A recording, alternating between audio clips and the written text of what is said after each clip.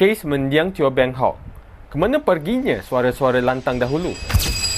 Saya amat kecewa apabila melihat ramai antara mereka yang dahulu begitu lantang menuntut keadilan untuk mendiang Teo Beng Hawk kini hanya sekadar memuat naik status di media sosial mengimbau perjuangan lalu seolah-olah itu sudah memadai.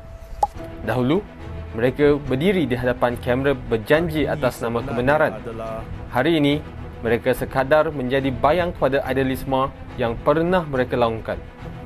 Lebih menyedihkan, klasifikasi no further action oleh pihak polis terhadap kes mendiang bukan sahaja satu tamparan besar kepada keluarga mendiang selepas 16 tahun, tetapi juga satu penghinaan terhadap ingatan rakyat yang masih menuntut keadilan.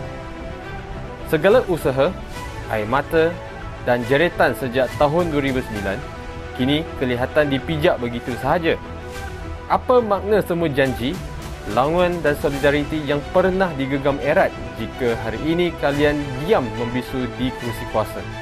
Benar, ketika kes ini berlaku, saya masih muda. Saya tidak mempunyai platform mahupun kekuatan untuk bersama menyuarakan ketidakadilan. Siapalah saya ketika itu? Tetapi hari ini, saya tidak akan berpaling. Tidak seperti mereka yang kononnya memperjuangkan rakyat, tapi akhirnya memilih keselesaan kuasa daripada kebenaran prinsip. Kenapa kini hanya berani bersuara dari balik papan kekunci? Di mana kalian yang pernah mengangkat spanduk melaungkan nama Teo Beng Hawk di jalanan? Ikhlas atau sekadar menunggang kes ini untuk agenda politik sementara? Hanya kalian dan Tuhan yang tahu.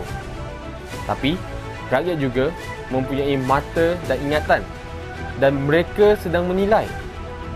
Saya menyeru, tunaikan janji yang pernah kalian lafazkan di hadapan pusara Teo dan di hadapan keluarganya. Hadirlah ke malam solidariti bersama Teo Beng Hawk dan keluarga. Tampilkan diri, nyatakan pendirian secara terbuka, jangan berselindung di sebalik kenyataan hambar dan kata-kata manis yang kosong. Saya sendiri akan hadir sebagai tanda solidariti dan kerana ini soal prinsip bukan soal populariti. Jangan lupa, rakyat yang pernah memberi undi dan kepercayaan kepada kalian serta para penyokong yang masih memerhati